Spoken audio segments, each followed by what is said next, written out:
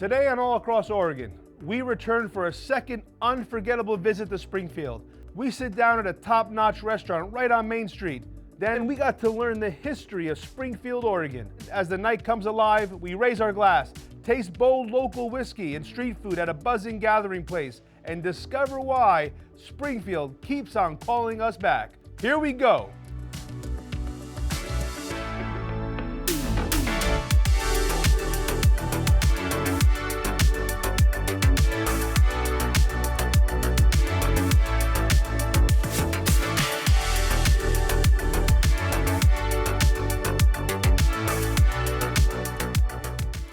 All Across Oregon is made possible in part by Travel Southern Oregon Coast, Travel Curry County, and John Warricoy CPA.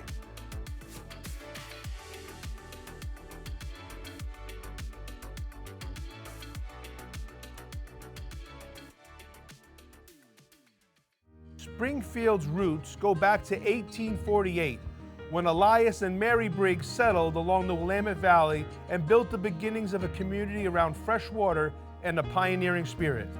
For decades, Springfield's downtown, especially along Main Street, served everyday needs: theaters, shops, lunch spots, and cafes for locals and travelers alike. But by the early 2000s, many of those storefronts had fallen into vacancy and the area struggled. Over the last 15 to 20 years, residents, business owners, and city leaders teamed up to renew downtown's heartbeat. That revitalization brought new life and new flavors to historic buildings and blank walls with murals, breweries, distilleries, bakeries, cafes, and local-owned eateries clustered along Main Street. Today, Springfield's restaurant scene reflects both its rich past and energetic present, a place where locals gather over shared meals, visitors discover fresh tastes, and every new restaurant adds another chapter to the city's ongoing story. No doubt this town has a rich past, and here is one of the present-day standout gems. Welcome to Tavern on Main, where a dedicated crew brings Main Street to life one plate at a time. Yes, sir. We're in the kitchen. Man, thank you for having us. Dude, this is great. You mentioned when we were standing right there, and you said fish and chips, right? Yep. So I don't have to go to the coast to get good fish and chips. Easy, it's a pretty classic. We got a crowd that comes in consistent every single day for lunch, and our fish and chips is one of those ones that'd be a riot in the streets if we changed. We keep that, it's one monster piece of fish. It's not a basket of like fish sticks. It's one giant piece of Oregon white fish. We do that with a little basket of fries. I'm smiling. I'm smiling ear to ear. We don't want to riot either. We want to see your fish and chips. 100%. Let's do it. It's time to do work. So we're pulling rockfish straight off the coast. We get all of our rockfish fresh, straight off the coast, never frozen. Something that's easy, it's accessible, it also makes sense, it's actually local. We're getting it year round, there's never a break in it.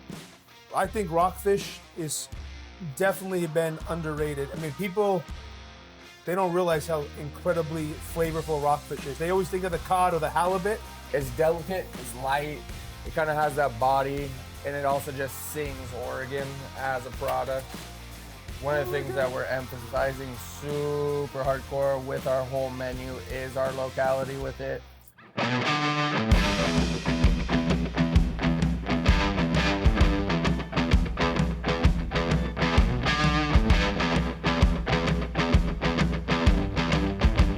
This is our easiest starter for a lunch. It's our fish and chips. Like I said, just one monster piece. You guys gotta smell this.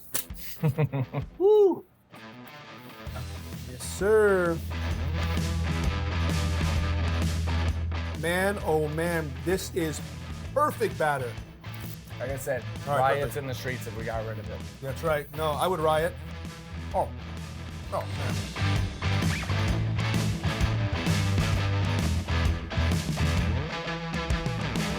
Going on the emphasis of what I'm talking about with the rockfish, you almost you have to try to go outside of Oregon to find something that speaks as loud and as good in quality as Oregon can present. this is something that I want to show because it is something that we're doing that's not local. Okay. This is an amazing venison steak coming down to New Zealand. It's some of the best venison in the world. So I'm gonna pair it with collard greens and a fried white bean. And it's something that speaks to Oregon super easy with all of our kind of local country. So many hunters here that like it speaks to them, but bringing a venison that's unlike anything that they're ever gonna hunt. That is some beautiful red meat right there. Man, look at the color on that thing. You know, you don't meet a lot of people like you. I mean, really, where does the passion come from? Like, I think roots of it, honestly, comes from giving myself something in a very selfish way, giving myself something that I wanted to find, I wanted to be passionate about, and I wasn't gonna get. I grew up in the trailer parks of my town. I remember I moved to San Francisco, just turning 18, and I got brought to Atelier Kren, Dominique Kren's spot in San Francisco, who she's a master. Hitting that and being like, oh, this is something I can do, and it can take me anywhere. It's my passport to the world. And you're doing it, son? Yeah. Oh, hold on, you're doing it. What are you doing it? So we're doing classic Southern style collard greens, bacon, little vinegar, a ton of brown sugar. One of my favorite products that we're doing this with, you'll see next, is this white bean. It's a giant Corona bean, and we get it in this product that's this amazing brined bean. Super tasty. It's my own snack. Once again, selfishly, it's one of those things that I like. Was like, oh my God, like I'm eating this every day for lunch. Okay, I gotta figure out how to do this in a dish. So those are those giant Corona beans, like I said. You just get that outside of that bean just so perfectly gets crispy, starts to shed off of there. All you did was add a little bean juice to that, baby. Woo-hoo-hoo-hoo.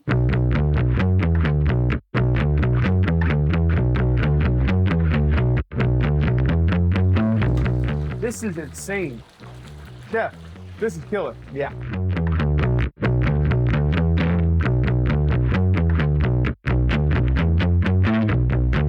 This is my art. I have so much fun in what I do, but that feeling of knowing that like everyone here, whether they're 46, 23, they all get to go home feeling a little bit safer because of something that I didn't get and now I get to provide. I love it. This is our New Zealand venison, amazing. It's a Cumberland sauce underneath, so it's a classic venison pairing. I'm with you. Come on, chef. Take some of those collard greens and beans with me. Let's go.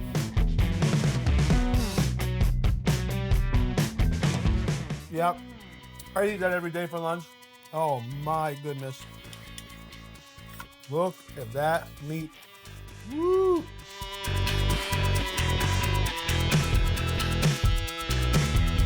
Oh, what do we think? You ever hold a 53-year-old man? Cheers. Cheers, bro. Thank you for everything. Yeah, thank you. Thank you for a special time. That food is insane. That meat is like butter. It is. It's butter. It's insane. Do you like history? Do you like to know where things came from, how things happened, how things became what they are today? Well, this little Springfield museum gives you just that. You step inside and they show you how it all began and where they are today. This is the Springfield History Museum.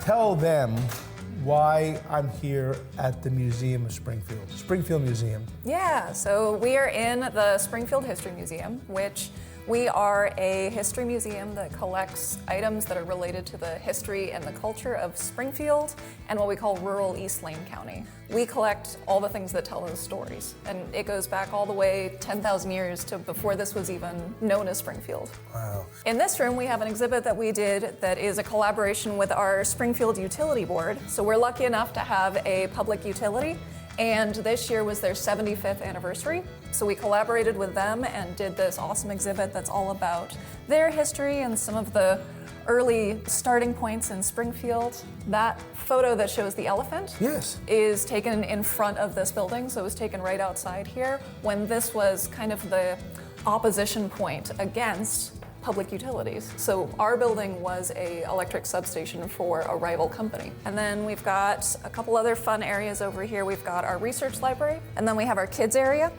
So we want kids to come in here and learn about their local history. This museum and everything that's in it belongs to everybody who lives in Springfield. So we want to get them in here as early as we can. So we've got lots of 5- and 6-year-old regulars that come in on the weekends and hang out and play with the toys, do scavenger hunts, and learn about how cool museums are. So you have a passion for history? Yes, yeah. Wow. That's pretty cool. I know, I'm probably one of the youngest town historians. I was going to to say, you're very young to know all this, and not mention just to know it, to be that interested in it.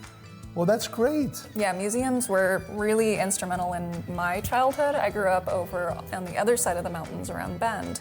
And out in Eastern Oregon, there's tons of little museums and historical sites. And I spent my whole childhood visiting those, and it just made sense when I turned into an adult.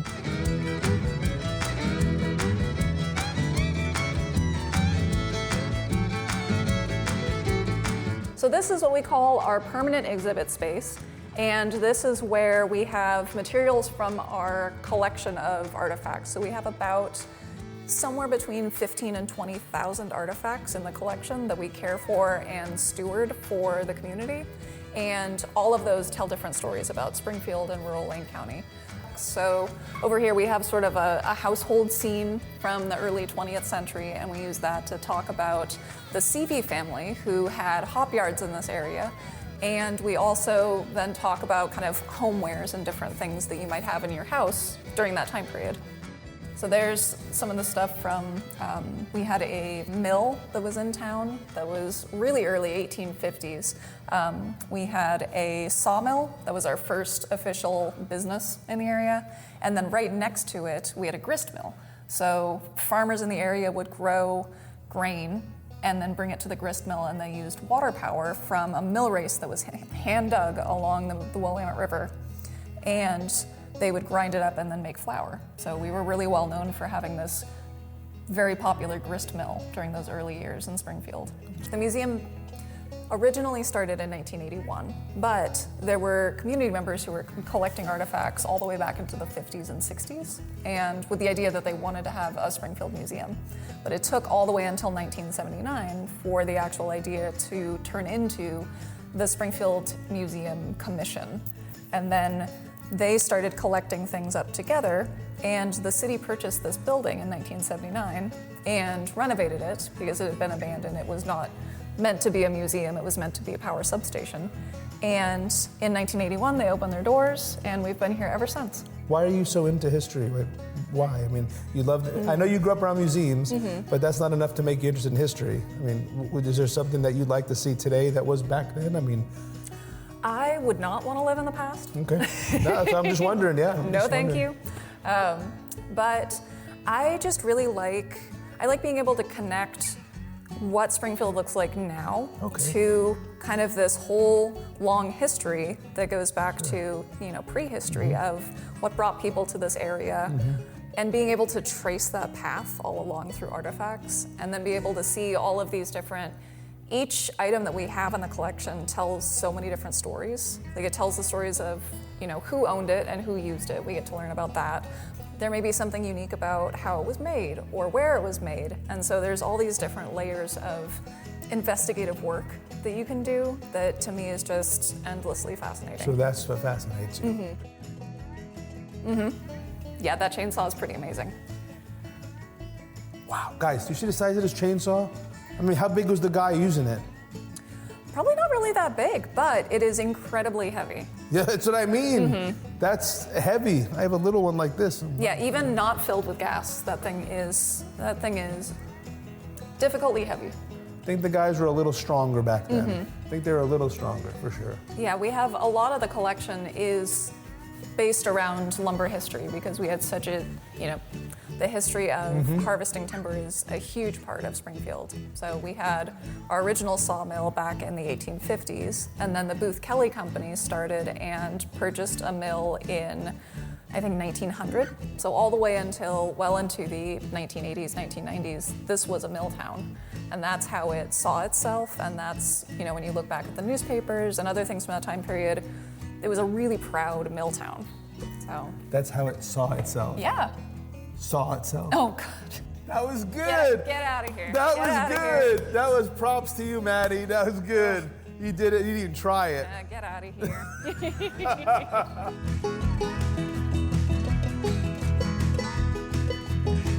Oh, thank you for showing us around.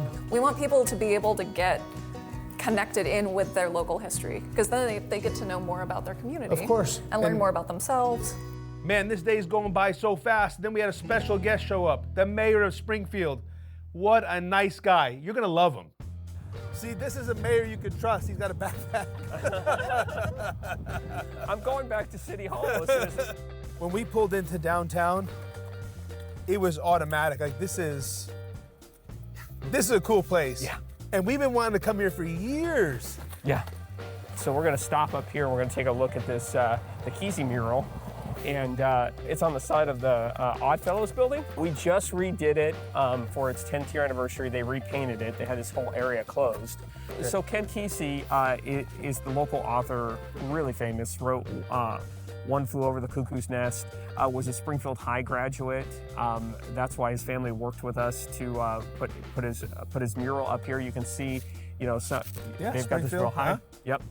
But there's actually a lot that's happening on this corner, right? When you see and you look down that street, you're gonna see restaurants, but that investment, in 2008, that corner was the highest crime corner in Springfield, right? It's dropped 90% since then.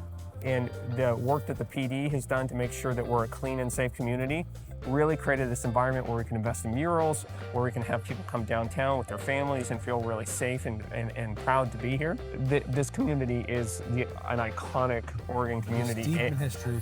Every building has got a story behind it, but the downtown resurgence we've had the last 10 years has been absolutely fantastic. So now we're heading over to a place called the Public House. This is an old renovated building, but from the food to the alcohol, I mean, there's everything you need in here, even a place just to hang out and read. You are gonna absolutely love this place. It's a must visit. Places like this across America, old buildings with storied pasts, are being reimagined as vibrant community destinations, breathing new life into spaces that were once factories, warehouses, or corner stores. These transformations often honor the building's history, keeping exposed brick, wooden beams, and vintage facades, while creating open, welcoming interiors perfect for food, drinks, and specialty offerings. In cities from Portland to New York, chefs, brewers, and entrepreneurs are turning these historic walls into modern dining destinations, proving that history and modern innovation can coexist deliciously, one plate, one cocktail, and one experience at a time. How long ago did you open it? This is our 8th year being open. With all the same vendors? No, vendors have changed over time. Yeah, we started out with just a handful in here, maybe just 3 total. Now we have 6 total vendors. The business picked up quite a bit when we remodeled and took over. Got a lot busier, and ended up with kitchens that can handle that load more. You took over an old church. Yep. So where was the concept come from? Like, what made you think of it? Well, 8 years ago, almost to the day, we walked through here, my business partner and I, and they had this commercial kitchen in here. It wasn't quite set up like this, but pretty close. And they were using it as like a food business incubator. My business partner and I walked through, and we felt like, well, this clearly needed to be utilized for people every day to be able to come into. We decided we'd put the whiskey bar over here in this space, have the beer bar over here, utilize all these different spaces for groups or whatever. Right. And then in the back, we put in the turf and a tent later on, but we put out tables in there, and there was just grass that wasn't being utilized. So this went from kind of a sleepy destination place that most people didn't know about to something that was really busy overnight, kind of once we got it all built. All right, Vinny, you want to get a bite of food here? I always want to get a bite. I can eat, always eat. We have 3 open for lunch right now, including Moi Poke Grill. I think they've got some offerings for us over here. Moi Poke. They do Hawaiian plates and clearly poke. A spicy tuna what? Onigiri. Oh my goodness. Oh my goodness. Do we eat this with a fork? Obviously. No, you use it like a sandwich, right?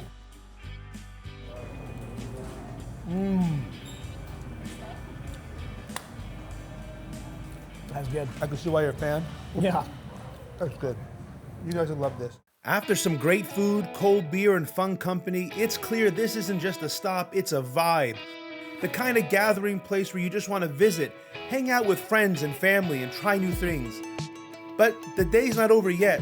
We're heading deeper inside to cap things off at the Whiskey Lab, where the pours are bold, the selection is massive, and the mixologist knows exactly how to bring it all together. Yeah. How many bottles do you think you have? Do you know? Yeah, so I think it's probably maybe right around 150 or something like that. Well, I got a 3-hour drive home in that RV, so Yeah. I got to chillax. I got to have just one. Yeah. So if someone's going to say, hey, Trey, I just drove up from wherever, Medford. Can you just make me your signature drink? Do you have a signature drink? Totally. I mean, I would say in here, we are a full bar, but I would say mostly whiskey. So, you know, the two cocktails we make the most of are going to be something like an old fashioned or just a whiskey sour. We do both of them super classically, so they're simple, straightforward, to the point. But we do a lot of them, and so We can do anything down the shelf. We can do anything on the shelves. You know, we do have the well, so if somebody does want to have a well old fashioned, you know. Yeah, we always, you know, ask everybody if they have a preference. We kind of try to get to the bottom of what their flavor profiles are, you know, whether that be bourbon, rye, scotch, because an old fashioned or even a sour can be made with any whiskey. So we do have some kind of allocated stuff that's a little bit harder to find.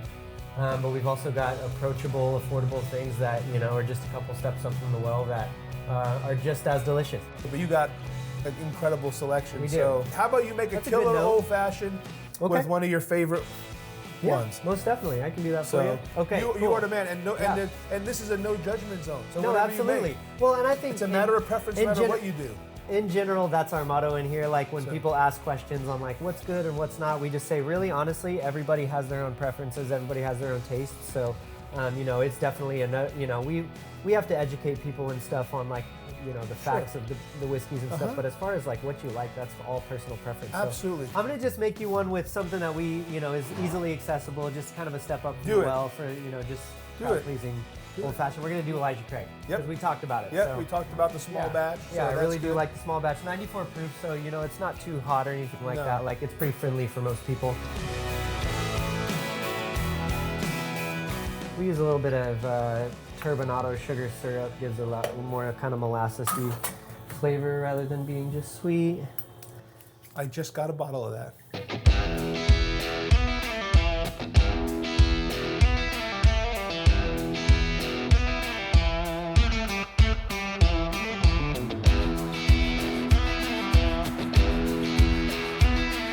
Got to get a nice big chunky orange. Oh yeah, buddy. It's all about the most amount of oils you can get out of that thing is the best, or is better, you know. Old fashioned. Oh boy. It's good. It's a good one. It's and you know, like I said, we just kind of do a simple old fashioned. You know, just 3 ingredients: whiskey, sugar, and bitters. So sugar Oh and man, we should have yeah. saved this one to the last. Yeah. Okay. Yeah. Let's do a whiskey sour too. And I'll just do a whiskey sour with our well whiskey.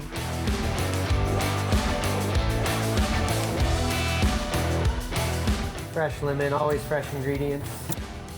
And we actually crack our eggs ahead of time. I'm having to do that per order, but Trey, did you go to school at all for this? no, mixology, no, no? I've just been doing it forever. Yeah, I was just Yeah, wondering. Yeah, that's cool. Yeah, I started, my first restaurant job ever was PF Chang's.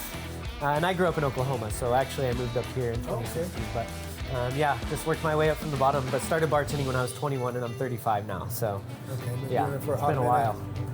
Got to really break up those egg whites. Get it that nice emulsified kind of marriage of flavors. Double shake, you know, on the whiskey sour for that reason.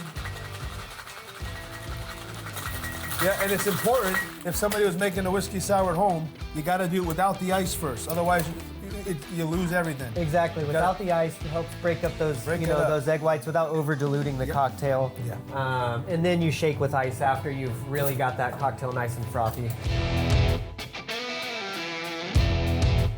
Yeah, it should be like nice and opaque like that when it comes out first. Cubes in there, but we also like to give it a little bitters on top just to kind of give it an aromatics. Helps with that. Kind of Beautiful. Nice color contrast too. Not just a cherry. Yeah, the Bada Bing cherry, yeah. The Bada Bing delicious cherry. Yeah. Nice whiskey sour there. Beautiful. There you go, my Look at friend. that. Look at that. And Yeah. for all those you weren't watching, behind the scenes, Trey already had 3 of these. That's why he made this so good. I did not have 3 of those. 3, and he's on the clock. No. Oh, this is I know beautiful. that I didn't. Yeah. So I mean, that's the reason you really got to shake those up real nice without the ice first. That is a very important step, or else boy. it just separates quickly. Yeah. Goodbye and a hug. Absolutely, yeah. Thank you so much. Yeah, thank you for your Doing time. that very much.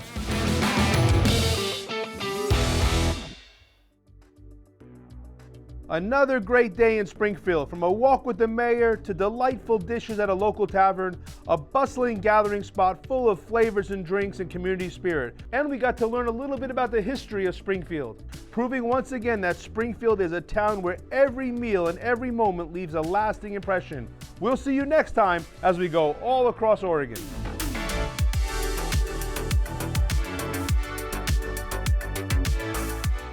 All Across Oregon is made possible in part by Travel Southern Oregon Coast, Travel Curry County, and John Warricoy CPA.